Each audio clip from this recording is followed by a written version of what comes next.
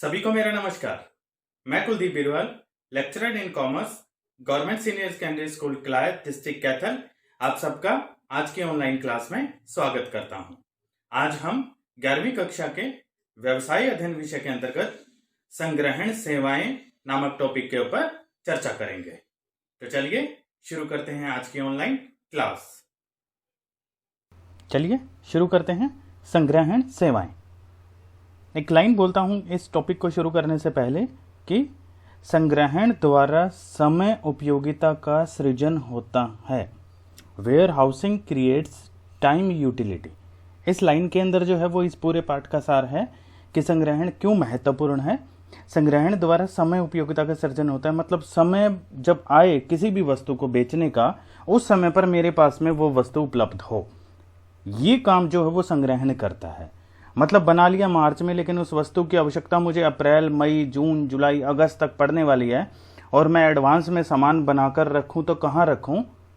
संभाल कर रखूं, ताकि जब वस्तु की डिमांड एकदम से उत्पन्न हो तो मेरे पास में वो जो प्रोडक्ट है, जो वो वस्तु है, वो उपलब्ध हो। उस चीज में मेरी सहायता करता है संग्रहण सेवाएं। तो सबसे पहले आज हम क्या सीखेंगे? आज हम सीखेंगे संग्रहण का अर्थ, संग्रहालय का अर्थ हम सीखेंगे, एक आदर्श संग्रहालय में क्या क्या विशेषताएं होनी चाहिए वो भी हम आज जानेंगे। संग्रहालय के कार्य और भंडार गृह विभिन्न प्रकार के, कितने प्रकार के होते हैं, उन सभी के बारे में हम पढ़ेंगे। चलिए शुरू करते हैं। संग्रहण का अर्थ। आधुनिक व्यवसायिक युग में संग्रहण का एक विशेष महत्व है। जैसे मैंने शुरू में एक लाइन पढ़ी, संग्रहण का अर्थ माल को व्यवस्थित ढंग से सुरक्षित रखने से है। व्यवस्थित ढंग मतलब जब आवश्यकता पड़े तो तुरंत वो उपलब्ध हो जाए। विभिन्न वस्तुओं का उत्पादन एवं उपभोग पूरे वर्ष नहीं चलता है, ये हम सभी जानते हैं। वस्तुओं के उत्पादन एवं उपभोग का समय अलग अलग हो सकता है। मतलब वस्तुएं बनाई किसी और महीने में जाती हैं, साल के किसी और हिस्से में जाती हैं, और उनका उपयोग किसी और हिस्से में किया जाता हो, ऐसा संभव है। इस प्रकार उत्पादित माल को उपभोग के समय तक सुरक्षित रखने की समस्या उत्पन्न हो जाती है। यह समस्या केवल उत्पादित अथवा निर्मित वस्तुओं को सुरक्षित रखने तक ही नहीं होती, बल्कि कच्चे माल को भी एक विशेष समय तक सुरक्षित रखने की आवश्यकता हमें पड़ सकती है। मतलब कच्चा माल मैंने ऑफ सीजन में खरीद लिया, सस्ता मिला मुझे, और जब मुझे उसको यूटिलाइज करना था उस समय तक मुझे उसको संभाल कर रखना है, ताकि जो मैंने वो बचत जो है वो मैंने कमाई है ऑफ सीजन में उसको सस्ता खरीद कर वो मुझे महंगी कहीं ना पड़ जाए। क्योंकि हो सकता है कि कच्चे माल का उत्पादन वर्ष में 2-3 महीने ही होता हो, जबकि उसकी आवश्यकता पूरे वर्ष पड़ती हो। इस समस्या का समाधान हम संग्रहण के द्वारा कर सकते हैं। अतः संग्रहण के अंतर्गत माल को एक स्थान से दूसरे स्थान पर स्थानांतरित करके कुछ समय के लिए सुरक्षित रखा जाता है। इसे इसलिए टाइम यूटिलिटी भी कहा जाता है। तो क्या अर्थ हो गया संग्रहण का? वस्तुओं को एक विशेष स्थान पर व्यवस्थित ढंग से सुरक्षित रखना जो है संग्रहण कहलाता है। फिर इसी के साथ जुड़ा हुआ एक और दूसरा शब्द है संग्रहालय। उसका भी अर्थ हम साथ ही साथ पढ़ लेते हैं। विशेष रूप से निर्मित भवन जिसमें कच्चा माल व तैयार माल उस समय तक सुरक्षित रखा जा सके जब तक कि माल के स्वामी द्वारा उसकी मांग ना की जाए। तो ऐसा भवन जहां पर ये कच्चा माल या तैयार माल सुरक्षित रखा जाता है, हम उसको संग्रहालय के नाम से जानते हैं। ठीक है, तो संग्रहण क्या हो गया? किसी वस्तु को विशेष स्थान पर व्यवस्थित ढंग से सुरक्षित रखना। और संग्रहालय क्या होगा? जहां पर उस वस्तु को ऐसा विशेष स्थान जहां पर उस वस्तु को सुरक्षित रखा गया है, तो हम उसको संग्रहालय कहेंगे। आगे बढ़ते हैं। आदर्श संग्रहालय की विशेषताएं जान लेते हैं कि किसको हम बढ़िया संग्रहालय जो है वो हम मानेंगे। तो सबसे बड़ा, सबसे जरूरी तो हो गया उचित स्थान। जो ये संग्रहालय है इसको भंडार गृह हम कह सकते हैं। भंडार गृह का निर्माण ऐसे स्थान पर होना चाहिए जहां पर क्रेताओं और विक्रेताओं के समीप हो। अर्थात कारण क्या होगा कि वस्तुओं को भाड़ा व्यय ही इतना अधिक ना हो जाए कि हमारे संग्रहालय में वस्तुएं रखने का फायदा ही ना मिल सके। गोदाम खुले स्थान पर होना चाहिए ताकि वहां वाहनों के आने जाने में भी किसी प्रकार की कठिनाई ना हो। दूसरी विशेषता, सुरक्षित होना चाहिए। भंडार गृह हर प्रकार से सुरक्षित होना चाहिए, जैसे कि आग इत्यादि लगने की कोई संभावना वहाँ पर कम हो, या फिर आग बुझाने के यंत्र वहाँ पर हमेशा उपलब्ध हों, पानी की सुविधा हो, गर्मी इत्यादि, नमी, कीड़े मकोड़ों आदि से सुरक्षित रखना संभव हो वहाँ पर। तो ये सुरक्षा की भावना से भी होना चाहिए। फिर माल की उचित देखभाल, गोदाम में रखे गए माल की देखभाल का उचित प्रबंध होना चाहिए। गोदामों में समय समय पर दवाइयाँ इत्यादि छिड़कते रहना चाहिए। निश्चित समय के बाद गोदाम में रखे गए माल को चोरों इत्यादि का निरीक्षण भी कर लेना चाहिए कि माल उतना ही रखा है या कुछ माल कम तो नहीं हो गया, वहाँ पे कोई उठा तो नहीं लेगा। फिर मितव्ययिता होनी चाहिए इसमें। संग्रहालय की बनावट इस प्रकार से होनी चाहिए कि कम से कम व्यय पर अधिक से अधिक माल रखा जा सके वहाँ पर। फिर परिवहन के समीप होना चाहिए। संग्रहालय जो भी है, भंडार गृह, इनका निर्माण ऐसे स्थान पर करना चाहिए जहां परिवहन के साधन पर्याप्त मात्रा में उपलब्ध हो सकें। यही कारण है कि रेलवे स्टेशनों, बंदरगाहों इत्यादि के समीप बड़े बड़े माल गोदामों का निर्माण किया जाता है। फिर इसकी एक विशेषता है उपलब्धता। संग्रहालय किसी ऐसे प्रचलित स्थान पर होना चाहिए जहां क्रेता, विक्रेता व वाहन चालक आसानी से और शीघ्रतापूर्वक पहुंच सके। गोदाम में रखे गए माल की सूची तैयार की जानी चाहिए ताकि माल ढूंढने में अधिक से अधिक समय ना लग पाए। फिर उसके बाद में नियंत्रण। संग्रहालयों पर उचित नियंत्रण का होना भी बहुत आवश्यक है। संग्रहालय का प्रबंध एक अधिकारी के अधीन होना चाहिए। गोदाम के अंदर व बाहर जाने वाले माल के विवरण की एक उचित व्यवस्था होनी चाहिए। और अंत में पर्याप्त स्थान। एक आदर्श संग्रहालय का उद्देश्य अधिक से अधिक माल को सुरक्षित रखने से होता है। अतः भंडार गृह में संग्रहण के लिए पर्याप्त स्थान होना चाहिए। हर व्यापारी यही चाहता है, हम व्यापारी होते तो हम भी यही चाहते कि उसका सारा माल एक ही गोदाम में हो जाए ताकि नमूने दिखाने में उसको अलग अलग स्थानों पर ना जाना पड़े। तो ये कुछ विशेषताएं हैं आदर्श संग्रहालय की। ये अगर किसी भी संग्रहालय में अगर होंगी ये सारी की सारी सुविधाएं, तो उसको जो है वो अच्छा संग्रहालय माना जाएगा। आगे चलते हैं। संग्रहण के कार्य। संग्रहालय या फिर कहें तो भंडार गृह व्यवसाय का आजकल एक अभिन्न अंग बन चुके हैं। ये वस्तुओं को समय और स्थान उपयोगिता का सृजन करके व्यवसायियों की अनेक प्रकार से जो है वो सहायता करते हैं। कितने प्रकार से करते हैं थोड़ा सा डिटेल में जान लेते हैं। सबसे पहले समय उपयोगिता का सृजन। हमने इस लेसन की शुरुआत इसी लाइन से, इसी पॉइंट से करी थी। भंडार गृह वस्तुओं में समय उपयोगिता का सृजन करते हैं। बहुत सी वस्तुएं एक विशेष समय पर ही उपलब्ध होती हैं, जबकि उनका उपभोग पूरे वर्ष तक चलता रहता है। उत्पादन और उपभोग के समय के अंतर तक वस्तुओं को सुरक्षित रखने का कार्य भंडार गृह द्वारा किया जाता है। फिर मांग व पूर्ति में समन्वय, ये तो बहुत जरूरी है, नहीं तो प्राइस जो है वो डिफरेंट ऊपर नीचे ज्यादा रहेगा। जब कभी बाजार में वस्तुओं की मांग कम होती है, मांग कम हो जाती है, तो अतिरिक्त वस्तुओं को भंडार गृह में रख दिया जाता है, क्योंकि डिमांड तो है नहीं उसकी। तो दुकान पर हम, शोरूम पर उस वस्तु को ना रखकर जिस वस्तु की डिमांड होती है उसको हम अपनी दुकानों पर ज्यादा रखना शुरू कर देते हैं। तो जिसकी डिमांड कम थी हम उसको संग्रहण कर देते हैं उसका, और आवश्यकता जब पड़ेगी तो भंडार गृह से निकालकर वस्तुओं की फिर से पूर्ति चालू कर लेंगे। इस प्रकार वस्तुओं की मांग और पूर्ति में समन्वय स्थापित करने का कार्य भी संग्रहण के द्वारा किया जाता है। फिर अगला पॉइंट हमारा वित्तीय सहायता। व्यापारी को रुपयों की आवश्यकता पड़ने पर माल जमानत के रूप में गोदाम में रखकर बैंक से ऋण भी लिया जा सकता है। यदि व्यापारी ऋण के भुगतान करने में असमर्थ रहता है, यानी वो दे नहीं पाता ऋण को वापस, तो बैंक जो होता है वो माल को बेचकर अपना रुपया वसूल कर लेता है। सरकारी गोदामों में रखे गए माल की रसीद पर भी ऋण मिल जाता है। तो ये भी एक इसका कार्य है। फिर शीघ्र नाशवान वस्तुओं का संग्रहण। शीघ्र नाशवान वस्तुओं को शीत संग्रहालय यानी कि कोल्ड स्टोरेज जिनको हम बोलते हैं, सुरक्षित रखकर लंबे समय तक प्रयोग योग्य बनाना संभव हो जाता है। जैसे कि फल वगैरह हो गए, फ्रूट्स हमारे हो गए, सब्जियां हो गई। फिर उसके बाद में कच्चे माल का संग्रहण। ऐसे कच्चा माल जिसका उपयोग पूरे वर्ष तक होना है लेकिन उत्पादन किसी विशेष समय पर ही मिलता है, वो जैसे कि फसल के समय संग्रहालयों में सुरक्षित रख लिया जाता है उसको। ठीक है, तो कच्चा माल भी हम संग्रहण कर सकते हैं। फिर तैयार माल का संग्रहण।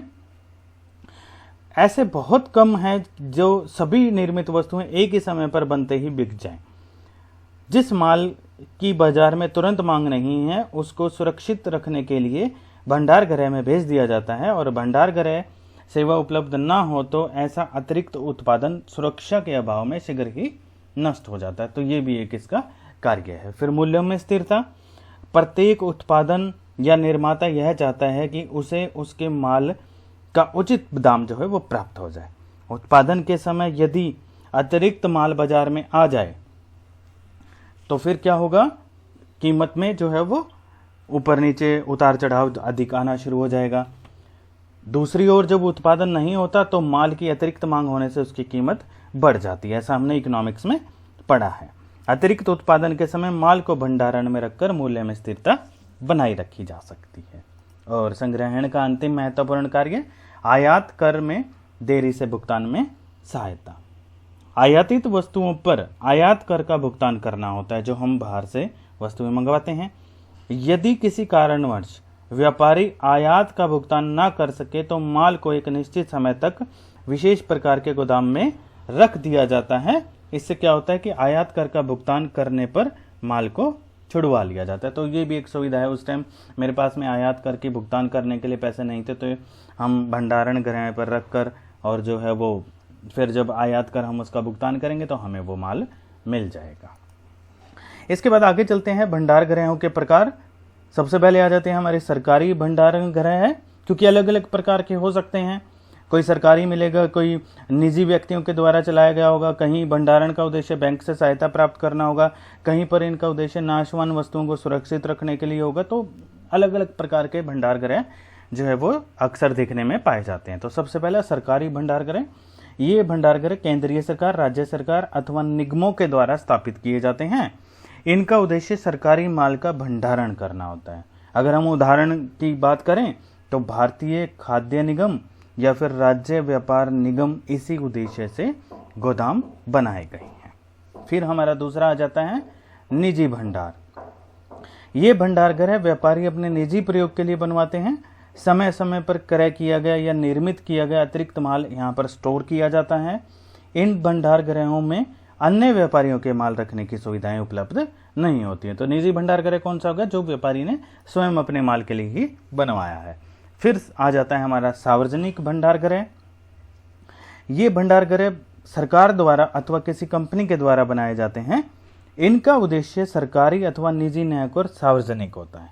समाज का प्रत्येक व्यक्ति इसका लाभ उठा सकता है। सरकार द्वारा निश्चित जगह या निश्चित माल के लिए किराया निर्धारित कर दिया जाता है। ये आकार में प्राय बहुत बड़े होते हैं। फिर आ जाता है हमारा सहकारी भंडार गृह। कुछ व्यक्ति मिलकर आपसी लाभ के लिए एक समिति की स्थापना कर लेते हैं। इस समिति को सहकारी समिति कहा जाता है। जब सहकारी समिति द्वारा समिति के सदस्यों के प्रयोग के लिए भंडार गृह की स्थापना की जाती है तब इन्हें सहकारी भंडार गृह कहा जाता है। हमने सहकारी समितियों का पूरा पाठ पढ़ा था, उसमें भी हमने यही जाना था जब कुछ लोग अपनी जरूरतों को पूरा करने के लिए एक समूह बना लेते हैं तो हम उसको सहकारी समितियां कहते हैं। सेम टू सेम इसमें भी यही है। कुछ लोग मिलकर सहकारी भंडार गृह बना लेते हैं अपनी जरूरतों को पूरा करने के लिए। समिति के बाहर के व्यक्ति भी कुछ अधिक किराया भुगतान करके इनका लाभ उठा सकते हैं। फिर इसके अलावा आ जाता है हमारा बंधक भंडार गृह। ये एक विशेष प्रकार के भंडार गृह होते हैं। इनका उद्देश्य क्या होता है, सामान्य भंडार गृहों की भांति ही कुछ समय के लिए माल को सुरक्षित रखना ना होकर बल्कि करों के भुगतान न करने के कारण सरकारी अधिकारियों द्वारा माल को रोके रखना होता है। बंधक भंडार गृहों का संबंध दो प्रकार से हो सकता है। पहला, उत्पादन शुल्क बंधन भंडार। ये क्या होते हैं, इन भंडार गृहों का निर्माण उन उद्योगों के लिए किया जाता है जिन्हें माल के उत्पादन पर उत्पादन शुल्क यानी कि एक्साइज ड्यूटी का भुगतान करना पड़ता है। ऐसे उत्पादकों के समक्ष दो विकल्प रखे जाते हैं, या तो उत्पादित माल पर तुरंत उत्पादन शुल्क का भुगतान कर दें या फिर उत्पादित जो सामान है उसको बंधक भंडार गृह में रख दें और माल की बिक्री के साथ साथ भुगतान करके माल को छुड़वाते चले जाएं। तो ये हो गया उत्पादन शुल्क वाला। फिर दूसरा होता है सीमा शुल्क, बंधक भंडार कर। ये क्या होता है? आयातित माल पर जो कर लगाया जाता है उसे सीमा शुल्क कहते हैं हम। बंदरगाह से माल छुड़वाने के लिए इस प्रकार का भुगतान करना आवश्यक होता है। यदि आयातकर्ता जो सामान लेके आ रहा है कर का भुगतान करने में असमर्थ होता है तो कस्टम अधिकारी से प्रार्थना पत्र द्वारा अनुरोध कर सकता है कि सीमा शुल्क की तिथि तक उसका माल बंधक भंडारगृह में रख लिया जाए। वह भंडारगृह बंदरगाह के समीप ही होते हैं और इनका उपयोग किसी अन्य उद्देश्य के लिए नहीं किया जाता। सिर्फ आयात शुल्क का बाद में भुगतान करने या कुछ समय सीमा के बाद में भुगतान करने तक सामान को भंडारगृह में रखने के लिए ही किया जाता है। तो ये हमारे पास में 5 प्रकार के जो है वो भंडारगृह होते हैं। अब पढ़ लेते हैं हम बंधक भंडारगृह के लाभ, जो बिल्कुल लास्ट वाला पॉइंट आया था। इन भंडारगृहों से कर के स्थगन का लाभ प्राप्त होता है, लेकिन व्यापारी कर की असमर्थता की आड़ में कुछ अन्य लाभ इनसे प्राप्त कर लेता है। कौन कौन से लाभ प्राप्त कर लेता है? सबसे पहले पुनर्निर्यात व्यापार में सहायक। यदि व्यापारी का विचार माल बंदरगाह से ही किसी अन्य देश को निर्यात करने का बन जाए तो सीमा शुल्क से बचा जा सकता है, क्योंकि पुनर्निर्यात व्यापार की स्थिति में सीमा शुल्क का भुगतान नहीं करना पड़ता, क्योंकि वो सीमा को क्रॉस नहीं कर रहा है, वो एक देश से दूसरे देश में नहीं ला रहा है सामान को बेचने के लिए। फिर दूसरा, बिना कर का भुगतान किए माल को बेचना। बंधक भंडारगृह में माल रखने के बदले व्यापारी को एक रिसिप्ट मिलती है, रसीद प्राप्त होती है। इस रसीद के आधार पर माल को वह बेच सकता है। यह रसीद विनिमय साधक पत्र, नेगोशिएबल इंस्ट्रूमेंट के नाम से हम समझ सकते हैं इसको। फिर अधिक माल का आयात संभव होता है। इसमें कर के तुरंत भुगतान की चिंता न होने के कारण आयातकर्ता अधिक से अधिक माल का आयात कर सकता है। अब वो कर क्या रहा है, उसके बदले में वो स्लिप ले रहा है, भाई मेरा सामान यहाँ रखा है, मुझे इसकी रसीद दे दी जाए। वो सिर्फ उसी रसीद का खरीद बेच करके अपना सामान बिना सीमा शुल्क दिए ही दूसरे व्यापारी को बेच सकता है। फिर इसके अलावा विशेषज्ञों की सेवाओं का लाभ उसको मिल जाता है। माल को बिक्री योग्य तथा अधिक उपयोगी बनाने के लिए विशेषज्ञ की सेवा वहीं पर उसको उपलब्ध हो जाती है। फिर उसके बाद में वैज्ञानिक संग्रहण का लाभ उसको मिल जाता है, क्योंकि बंधक भंडारगृहों में माल को वैज्ञानिक तरीकों से रखा जाता है। तो उससे क्या लाभ होता है कि व्यापारी को माल की किस्म की गिरावट की या माल के नष्ट होने की चिंता नहीं रहती है। तो एक लाभ व्यापारी को यह भी मिल जाता है। फिर वित्तीय सहायता।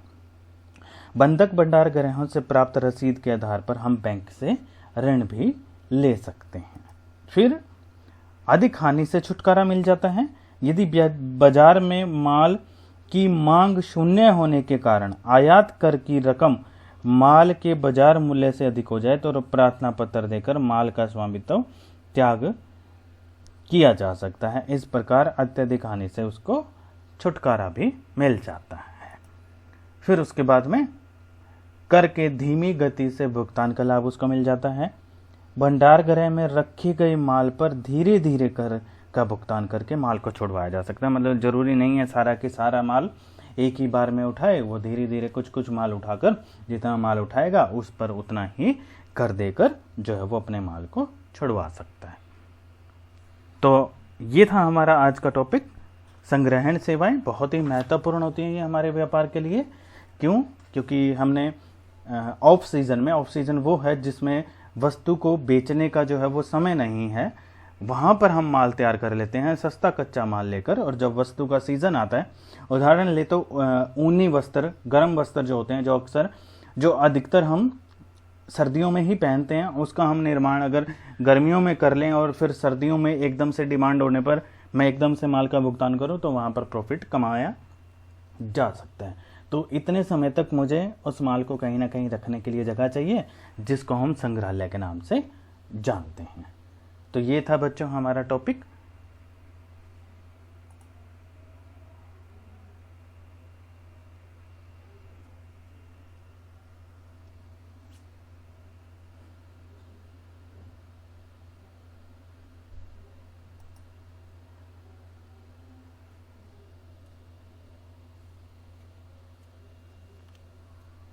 तो बच्चों, ये थी हमारी आज की ऑनलाइन क्लास।